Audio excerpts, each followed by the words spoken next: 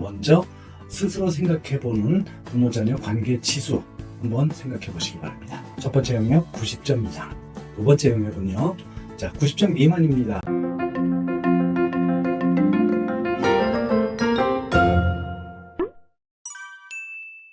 안녕하세요. 성현채널의 홍성민입니다. 오늘은 부모-자녀 관계 지수, 부모와 자녀의 관계를 지수로 진단을 해볼 수 있습니다. 이 시간에 진단을 해볼 수는 없지만 간단하게 자가 진단해 보시고요. 좀 상세한 진단이 필요하다 싶으신 분은 제게 문자나 또는 댓글 남겨주시면 진단하실 수 있도록 하겠습니다. 이런 거예요. 아이가 태어났습니다. 너무나 이쁘지요. 그 아이가 기어가다가 앉았다가 일어서고 걸음마를 떼기 시작을 하고 너무나 이쁩니다. 그런데 이 아이가 점점 이제 말썽도 부리기 시작을 하고요. 우리가 보통 미운 4살이라고 이야기를 하지요. 요즘 이런 말도 있어요. 미운 4살, 죽이고 싶은 7살. 점점 나이를 들어갑니다. 사춘기가 오고요. 반항을 하기도 해요. 그러면서 우리 어렸을 때 정말 관계가 아주 좋았던 그 시절 다 잊어버리게 되지요. 그리고 현재 굉장히 힘들어합니다. 힘들어하는 거는 부모만이 아니죠. 아이들도 힘들어요. 오늘은 그 부모-자녀 관계를 한번 따져보려고 합니다. 이 강의, 이 영상 보시면 부모님들은 자녀와의 관계를 한번 생각해 보시기 바랍니다. 자녀가 2 이상이신 분은 하나씩 떠올려 보시기 바랍니다. 내가 이 아이와의 관계 100점 만점으로 해서 첫 번째 영역은요 90점 이상이다 생각하시면 그건 굉장히 좋은 거죠. 요 분포에 대해서 조금 이따 설명드리기로 하고요. 먼저 스스로 생각해보는 부모-자녀 관계 지수 한번 생각해 보시기 바랍니다. 첫 번째 영역 90점 이상, 두 번째 영역은요 90점 미만입니다. 그런데 하하는 75점 이상, 75에서 89 사이 정도 들어갈까? 아니야, 이거보다 조금 낮아. 그러면 74 미만으로 내려가고요. 60점에서 74까지. 별로 우리 학교의 성적으로 봐도 좋은 성적이라고 할 수는 없겠네요. 마지막 구간은요. 60점 미만, 59점 이하예요. 학교 성적으로 보면 낙제점이죠. 이렇게 4가지 영역으로 한번 구분을 해 보실까요? 90점 이상이신 분들이라면 관계가 정말 좋은 분들이에요. 이 관계 지수 진단 결과로는 해피 릴레이션십, 아주 행복한 관계다라고 정의가 됩니다. 두 번째 영역 75에서 89 사이라면 good relationship, 아주 좋은 관계라는 의미이죠. 근데 여기까지 75 이상 100점까지 2개 구간이 들어갔죠. 여기를 부르는 명칭이 따로 있습니다.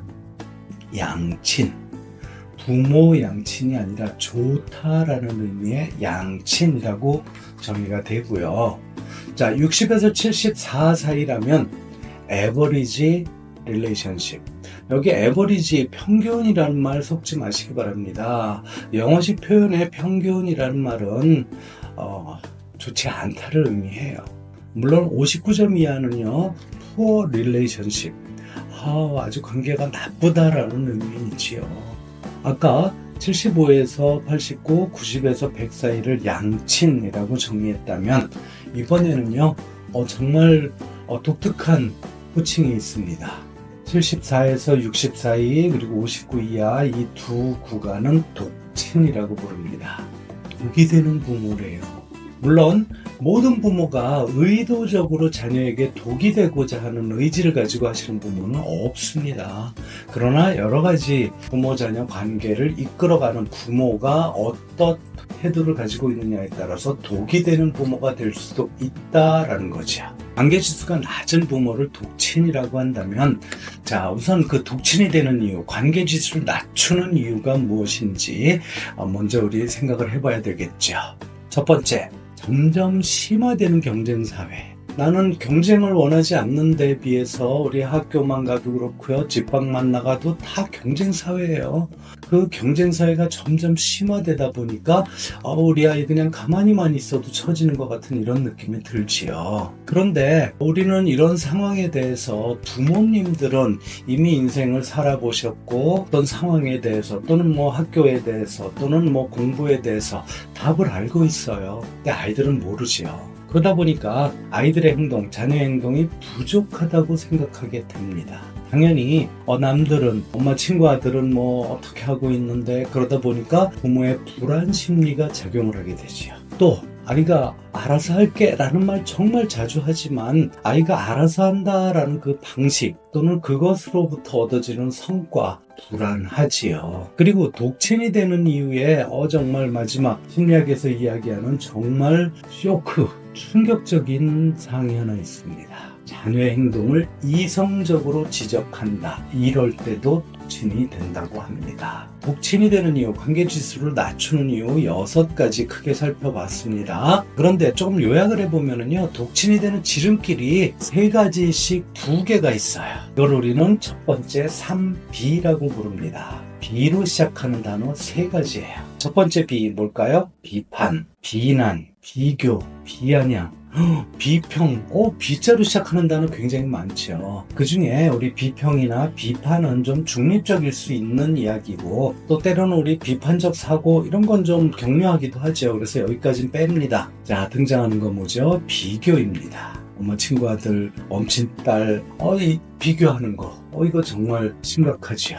비교를 하면 독친이 되는 지름길로 들어섭니다. 그런데 비교를 하다 보니까 좋은 의미로 비교를 했어요. 나쁜 의미로 비교하시는 분은 안 계세요. 그러나 아이들은 이거를 2번, 3번 받아들일 때 감정이 올라오기 시작을 하죠. 그래서 뭔가 반항을 합니다. 그럴 때 감정이 섞인 채로 비판이 나가면 이걸 우린 비난이라고 부르는 것이야. 근데 우리가 부모가 아이들에게 뭔가 비판, 비난 또는 비교 큰 의미를 가지고 있지 않으면서 했지만 아이들이 거기에 대해서 반항을 하기 시작을 합니다. 이를테면 이런 거죠. 아이들에게 뭔가 좀 안 좋은 이야기를 했어요. 그랬더니 아이가 문을 쾅 닫고 집 안으로 들어갑니다. 그럴 때 어떻게 되죠? 이런 일이 벌어질 수 있죠. 그래가지고 문이 부서지니 자, 이건 뭐예요? 비교, 비난을 넘어서 비아냥이 나오는 것이야. 자, 3B는 다시 정리합니다. 비교, 그리고 비난, 그리고 비아냥. 이게 등장하면 곧바로 독친으로 들어가는 겁니다. 근데 그것으로도 해결이 안 되면 그 다음에 등장하는 3가지가 있는데 이건 심각해져요. 3가지 폭으로 시작하는 단어입니다. 그래서 3폭이라고 부릅니다. 첫 번째 폭은 뭐죠? 앞에 3B가 등장을 하면서 부정적인 감정이 쌓이기 시작을 하죠. 이게 폭발에 나올 때 첫 번째 3폭의 첫 번째 폭발. 감정의 폭발이에요. 우리 뭐 뚜껑 열린다 이런 말 하죠. 감정의 폭발이 이루어지기 시작을 하면은요, IQ가 떨어진대요. 그래서 평소에 안 하던 말, 행동 이런 게 등장하게 되는 거죠. 그런데 그렇게 가다가 보니까 이제 뭐래요? 평소에 안 하던 말, 폭언이 등장하죠. 좀 심한 말들이 나오게 됩니다. 여기에서 멈추면 그나마 다행인데 이게 더 심화되면 직접적인 아니면 뭔가 물건을 이렇게 하게 되는 폭력으로 행사가 될 수도 있죠. 이 폭발 그리고 폭언 그리고 폭력 3가지를 3폭이라고 부릅니다. 이 3B와 3폭이 등장하면 100% 독친이 되는 겁니다. 그렇다면 우리 이제 관계지수가 낮음, 그래서 부모가 독친이 되면 나타나는 문제들이 어떤 게 있는지 살펴볼까요? 자, 일단 자존감이 낮아집니다. 자존감은 나중에 중요하게 따로 한번 다루도록 하겠습니다. 자존감은요, 아이들의 인생을 결정하는 비밀이라고 부를 만큼 무의식의 가장 밑바닥에 아이의 기본 자의식을 형성하는 그런 중요한 요소입니다. 그 자존감이 낮아지죠. 2번째, 사회성을 배우지 못합니다. 당연히 밖에 나가서 친구들과 어울리고 또는 다른 사람들을 배려하고 존중하고 이런 사회성이 굉장히 중요한데 그걸 배울 기회가 점점 부족해지죠.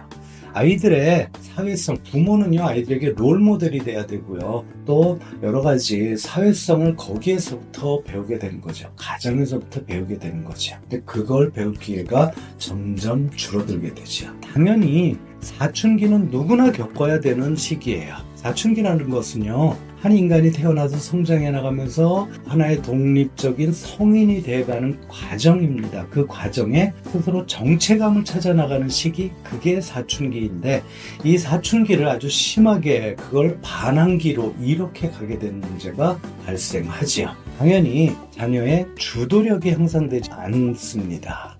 주도력은 뭐였죠? 자기 주도 생활이 되기 위한 근본이 주도력이었고요. 그래서 자기 주도 생활이 되어야지 우리가 궁극적으로 원하는 자기 주도 학습이 이루어지게 된다. 앞에서도 설명드린 바 있었죠. 그 주도력이 향상되지 않습니다. 당연히 아이가 성장해 나감에 따라서 나름 공부 열심히 하겠죠. 자, 성적이 오르지 않게 되거나 또는 떨어지는 이런 문제들이 발생하게 됩니다. 관계지수가 낮을 때 나타나는 문제들이죠. 그렇다면 우리 75점 이상 100점 사이에 두 가지 구간이 있었죠. 양친, 좋은 부모라는 양친은 어떤 부모들일까요? 우리 앞에서도 이미 설명드린 바 있습니다. 바로 코칭 부모라고 정의가 되어 있고요. 그 코칭 부모의 방법 몇 가지 짚어드리지요. 이건 너무나 중요하니까 자주 등장합니다. 그럴 때마다 매번 짚어드리겠습니다. 첫 번째, 끊임없이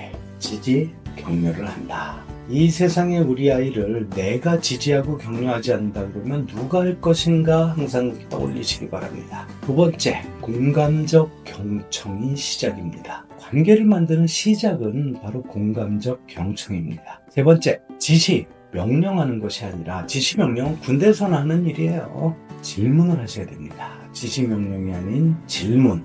그 질문이 아이를 성장시키게 됩니다. 네 번째, 전달되는 말하기, 메시징 기법이 있습니다. 다섯 번째는요, 인정과 칭찬으로 좋은 습관을 강화해 나가야 되지요. 여섯 번째, 아이들은 뭔가 부족하고 실수하고 실패하고 잘못할 수 있어요. 그러니까 아이들이겠죠. 자, 그때 지적의 기술, 이걸 이용하면서 아이들이 지적을 할 때 다음에 습관을 고칠 수 있도록 하고요. 그러면서도 자존감을 떨어뜨리지 않는 방법, 이걸 찾으셔야 됩니다. 그리고 아이들이 습관적으로 반복적으로 뭔가 부족한 행동, 잘못된 행동을 할 때는 훈육의 기술이 있어야 되겠죠. 훈육의 기술을 통해서 습관을 잡아가야 되겠습니다. 이렇게 양친이 되어야지 그 다음 아이가 성장함에 따라서 필요에 따라서 이제 그 관계, 좋은 관계를 기반으로 진로 탐색이 함께 이루어져야 되고요. 그 진로를 이뤄가기 위한 학습, 자기주도 학습 코칭이 부모로부터 이루어질 수 있어야 되겠습니다. 자, 오늘은 부모와 자녀 관계를 알아보는 간단하게 그냥 스스로 몇 점일까 점수를 매기는 방법으로 오늘 했지만 좀 더 상세하게는 부모 자녀 관계지수 진단이라는 게 있습니다. 제가 연락 주시면 할 기회를 드리도록 하겠습니다. 그걸 통해서 양친 그리고 독친 구분이 될 수 있었고요. 독친의 문제 살펴봤고 양친이 되려면 어떻게 해야 되는지 몇 가지 살펴봤습니다. 지금까지 소통의 채널의 홍성민이었습니다. 고맙습니다.